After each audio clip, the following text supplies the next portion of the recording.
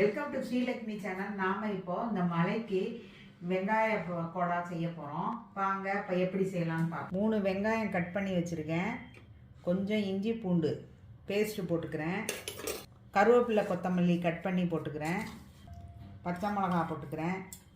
1/4 spoon சீரகம், 1/4 spoon சோம்பு, மஞ்சத்தூள் 1/4 டீஸ்பூன், மிளகாத்தூள் 1/4 டீஸ்பூன் காரத்துக்கு ஏற்ற மாதிரி, 1/2 ஆளாக்கு கடலை மாவு, 1/2 ஆளாக்கு பச்சரிசி மாவு, தேவைக்கேற்ப உப்பு, கொஞ்சமாக இப்படி தண்ணி தெளிச்சுக்கலாம்.